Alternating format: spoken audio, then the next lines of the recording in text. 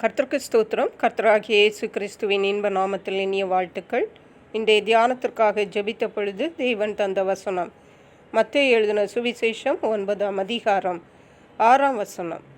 பூமியிலே பாவங்களை மன்னிக்க மனுஷகுமாரனுக்கு அதிகாரம் உண்டென்பதை நீங்கள் அறிய வேண்டும் என்று சொல்லி திமிர்வாதக்காரனை நோக்கி, நீ எழுந்து உன் படுக்கையை எடுத்துக்கொண்டு உன் வீட்டுக்கு போ என்றார். நம்முடைய கர்த்தராகிய இயேசு கிறிஸ்து வியாதிகளை சுகமாக்கும் வல்லமையுள்ள தேவன். அவர் நம்முடைய பாவங்களை மட்டுமல்ல, நம்முடைய வியாதிகளை சுகமாக்கும் வல்லமையுடையவர். நம்முடைய சாபங்களை போக்கும் வல்லமையுள்ளவர். நாம் வாசித்த இந்த வசனம் ஒரு திமிர்வாதக்காரனை பற்றியது. இயேசு கிறிஸ்து மனித ரூபமாக இந்த உலகத்தில் இருந்த நாட்களில் ஒரு நாள் சில மனிதர்கள் சேர்ந்து திமிர்வாதமாய் கிடந்த ஒரு மனிதனை இயேசுவினிடத்தில் கொண்டு வந்தார்கள். கொண்டு வந்த பொழுது இயேசு விசுவாசம் இருக்கிறதா என்று பார்த்தார். யாரிடம் இருக்கிறதென்றால் நோயாளியிடத்தில் இல்லை, மாறாக அந்த நோயாளியை கொண்டு வந்த மனிதர்களிடத்திலே விசுவாசத்தை பார்த்தார். அப்பொழுது இயேசு அந்த திமிர்வாதக்காரனை நோக்கி, மகனே, திடன்கொள், உன் பாவங்கள் உனக்கு மன்னிக்கப்பட்டதென்றார்.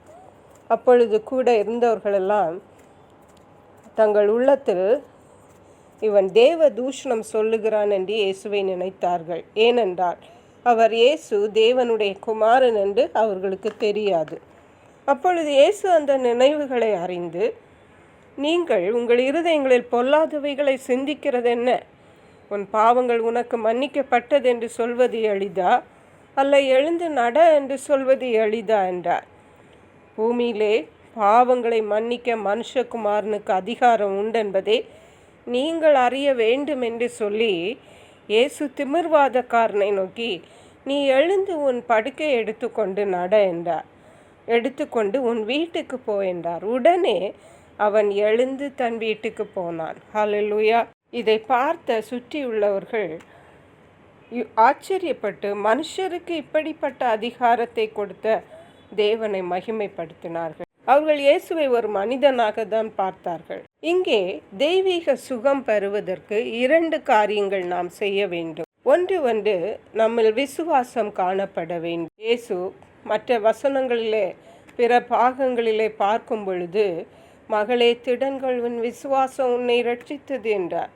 நீ போகலாம், நீ விசுவாசித்தபடி உனக்கு ஆக கடவுது என்று சொன்னார்.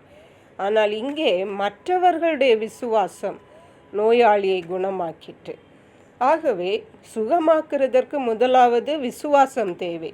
அது நோயாளிடத்தில் இருந்தாலும் சரி, மற்றவர்களிடத்தில் இருந்தாலும் சரி, தேவன் அந்த விசுவாசத்தை கனப்படுத்தி இந்த நோயாளிக்கு சுகத்தை தருகிறார். இரண்டாவதாக பார்க்கும் பொழுது, சுகமாக்கப்படும் முன்பதாக நம்முடைய பாவங்கள் மன்னிக்கப்பட வேண்டும். இந்த திமிர்வாதக்காரனுடைய பாவங்களை இயேசு முதலாவது மன்னித்தார், அப்புறம்தான் சுகம் கொடுத்தார். ஆகவே நாம் நோய்வாய்ப்படும் பொழுது எல்லா நேரமும் அது பாவத்தினால் வந்தது என்று சொல்ல முடியாது. தேவ மகிமைக்காக கூட இருக்கலாம். ஆனால் நம்மை நாமே பரிசோதித்து பார்த்து அது நம்முடைய பாவங்களினால் வந்ததென்றால் தேவனிடத்தில் அறிக்கையிட்டு பாவத்தை மன்னிப்பை பெற்றுக்கொள்ளும் பொழுது நாம் தெய்வீக சுகம் பெறுவதற்கு அது ஏதுவாக அமையும். ஆகவே ஒருவேளை நாம் சுகமாகிறதற்கு நம்முடைய குடும்பத்தினர், நம்மில் அன்பாயிருக்கிறவர்கள் விசுவாசிப்பார்கள். அந்த விசுவாசத்தை கனம் பண்ணி தேவன் நமக்கு சுகம் தருவார். அப்படியே நம்முடைய பாவங்களுக்கும் மன்னிப்பு பெற்று தெய்வீக சுகத்தை பெற்று அவர்க்கென்று சாட்சிகளாய் வாழ்வோம். கர்த்தர் இந்த வார்த்தைகளை ஆசீர்வதிப்பாராக. ஜெபிப்போம். எங்களை கிருபை நேசித்து பாதுகாத்து வழி நடத்துகிற எங்கள் அன்பின் தகப்பனே, ஆசீர்வதிக்கப்பட்ட இந்த நல்ல நாளுக்காக நன்றி. இந்த நாளிலும் தெய்வீக சுகம் பெறுவதற்கு மற்றவர்களுடைய விசுவாசத்தை கனம் பண்ணி கர்த்தர் எங்களை சுகமாக்குறீர் என்றும், எங்களுடைய பாவங்கள் மன்னிக்கப்பட வேண்டும் என்றும் எங்களோடு தேவன் திட்டமும் தெளிவுமாக பேசியிருக்கீங்க.